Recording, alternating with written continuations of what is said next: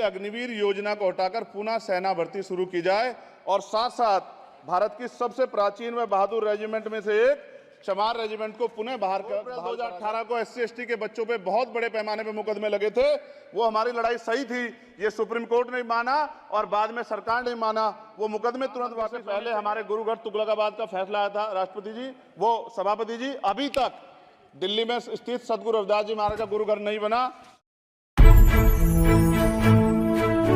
श्री चंद्रशेखर जी। माननीय सभापति जी, जय भीम। महामहिम राष्ट्रपति जी के अभिभाषण पर धन्यवाद प्रस्ताव पर बोलने को आपने मुझे अवसर दिया, इसके लिए मैं आपका आभारी हूं। सभापति महोदय, सर्वप्रथम मैं बहुजन समाज में जन्मे सभी संतों, गुरुओं, महान पुरुषों को नमन करता हूं, जिनमें महात्मा ज्योतिबा फूले, डॉक्टर बाबा साहब अम्बेडकर, मान्यवर काशीराम साहब को मैं याद भी करता हूं आज के दिन पर। साथ साथ नगीना की महान जनता और भीम आर्मी और हमारी पार्टी आज़ाद समाज पार्टी काशीराम के साथियों का भी धन्यवाद करता हूं। इसके बाद अपने कुल गुरु जगत गुरु सदगुरु रविदास जी महाराज को भी मैं नमन करता हूं, जिन्होंने दुनिया को लगभग 600 साल पहले बेगमपुरा शहर के रूप में दुनिया का सबसे महान लोकतांत्रिक दर्शन दिया। अध्यक्ष महोदय, माननीय सभापति जी, 14 अगस्त 1947 को ये देश अंग्रेजों के अधीन था।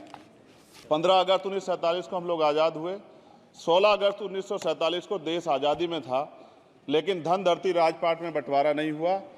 जो साधन संसाधन थे उनमें बंटवारा सही रूप से न होने के कारण एक बहुत बड़ी आबादी सुविधाओं से वंचित और सम्मान से वंचित रह गई। उनको सम्मान देने के लिए और अंतिम व्यक्ति तक सुविधाएं पहुंचे, इसके लिए लोकतंत्र की व्यवस्था हुई। लेकिन आज़ादी के 70 साल बाद भी हम कहाँ खड़े हैं, इस पर ये चिंता का विषय है। मैं मानता हूं कि सामाजिक न्याय तभी होगा माननीय सभापति जी, जब जातीय जनगणना पूरी होगी और जातीय जनगणना कराई जाएगी और साथ साथ संख्या के आधार पर आरक्षण जो है वंचित वर्गों का बढ़ाया जाएगा। उसके साथ साथ जब राष्ट्रपति जी अभिभाषण पर बात रख रही थी तो उन्होंने शहरी और ग्रामीण क्षेत्रों के विकास की बात कही और ये भी कहा कि दुनिया में सबसे उत्तम शहर हमारे यहाँ बने। लेकिन माननीय सभापति जी, 70% आबादी तो गांव में निवास करती है, तो गांव की आबादी के बारे में भी सोचना होगा कि उनका जीवन कैसे बदले।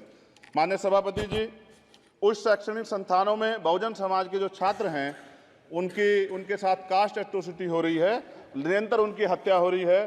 साथ साथ जो सरकारी कर्मचारी हैं दफ्तरों में, उनके साथ भी जो SC/ST OBC और मुस्लिम और अन्य धार्मिक अल्पसंख्यक, उनके साथ भी माननीय सभापति जी जातिगत और धार्मिक जो है शोषण किया जा रहा है। इसलिए मेरी मांग भी है कि पुरानी पेंशन को भी अध्यक्ष जी बहाल किया जाए। जो कर्मचारी देश की सेवा में लगे हैं उनका भी सम्मान होना चाहिए। साथ साथ सभापति जी, भाजपा ने चुनावी लाभ के लिए सबका साथ सबका विकास के नारे दिए जो खोखले हैं, क्योंकि 10 साल में दलित, पिछड़े, आदिवासी, मुस्लिम और अन्य धार्मिक अल्पसंख्यक जो अत्याचार हुए हैं वो किससे छिपे हुए नहीं हैं। ये गलत है, ये बंद होना चाहिए। सभापति महोदय जी, महामहिम राष्ट्रपति जी के अभिभाषण में निजी क्षेत्रों में SC/ST OBC को रिजर्वेशन देने का कोई उल्लेख नहीं हुआ है, जो कि आज चर्चा का विषय, क्योंकि 98% प्राइवेट सेक्टर है, 2% सरकारी सेक्टर है, तो 98% प्राइवेट सेक्टर में भी हमारी हिस्सेदारी की बात होनी चाहिए। माननीय सभापति जी, आशा कार्यकर्ताओं, आंगनबाड़ी वर्करों, भोजन माताओं के वेतन वृद्धि पे भी कोई उल्लेख नहीं हुआ है, वो भी अभी नंगे, उन पर भी सोचना पड़ेगा।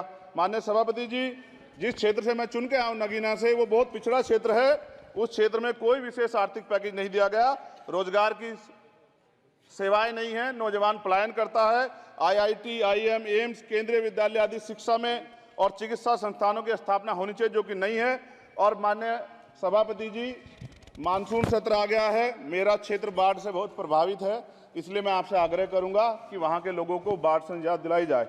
माननीय सभापति जी, चीन हमें आंख दिखा रहा है और लगातार हमारे देश की सीमाओं में घुसपैठ कर रहा है, इसलिए अग्निवीर योजना को हटाकर पुनः सेना भर्ती शुरू की जाए और साथ साथ भारत की सबसे प्राचीन व बहादुर रेजिमेंट में से एक चमार रेजिमेंट को पुनः बहाल करा जाए, ऐसा भी मेरा आपसे आग्रह है।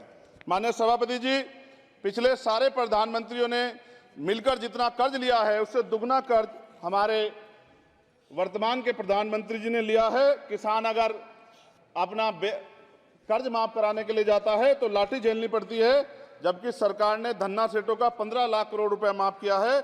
इस ओर हमें ध्यान देना पड़ेगा, हमारी आने वाली पीढ़ियों को ये कर्ज चुकाना पड़ेगा। माननीय सभापति महोदय जी, किसानों को एमएसपी की लीगल गारंटी तथा किसानों का कर्ज माफ होना चाहिए। साथ साथ 2 अप्रैल 2018 को SC/ST के बच्चों पे बहुत बड़े पैमाने पे मुकदमे लगे थे। वो हमारी लड़ाई सही थी, ये सुप्रीम कोर्ट ने माना और बाद में सरकार ने माना। वो मुकदमे तुरंत वापस होने चाहिए। माननीय सभापति जी, प्रेस जो है उस पर भी शिकंजा कसा जा रहा है। जो पत्रकार सरकार खिलाफ बोलता है, नौकरी से हाथ धोना पड़ता है। और सोशल मीडिया हमारा हथियार है, उस पर तरह तरह के प्रतिबंध लगाए जा रहे हैं और विरोध करने वालों को सोशल मीडिया हैंडल भी सस्पेंड करा दिए जा रहे हैं। साथ साथ सभापति जी, पेपर लीक और परीक्षाओं के कैंसिल होने से देश के नौजवानों का भविष्य खतरे में है। नीट, यूपी सिपाही भर्ती सभापति जी और 69,000 शिक्षक भर्ती में आरक्षण घोटाला हुआ है, कोई पूछने वाला नहीं, खून के आंसू रो रहे हैं बच्चे, बेरोजगारी का दंश युवा झेल रहे हैं।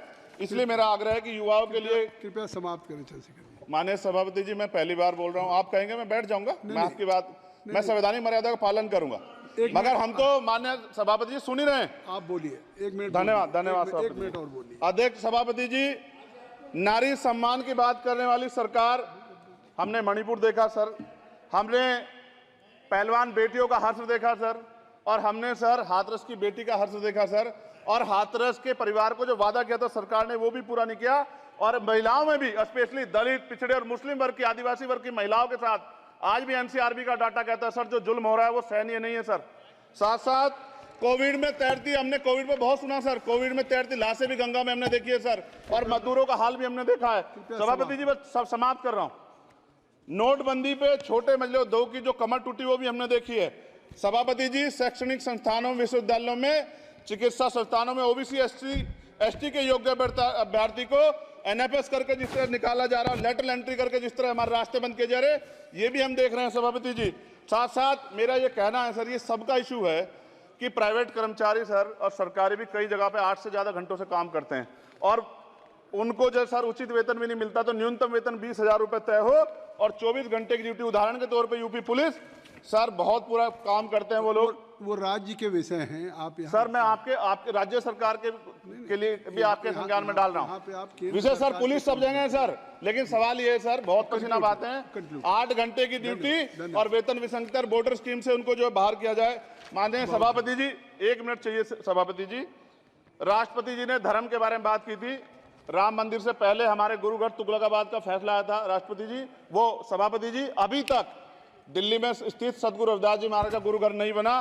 साथ साथ सभापति जी, अपनी बात को खत्म करते हुए मैं आपसे कहना चाहता हूं कि जितना देश दूसरों का है सर, इतना हमारा भी है।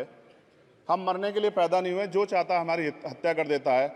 मूछे रखने पे, घोड़ी पे बैठने पे, मटकी छूने पे हमारी हत्या हो रही है। क्या बदला है सर 70 साल बाद भी?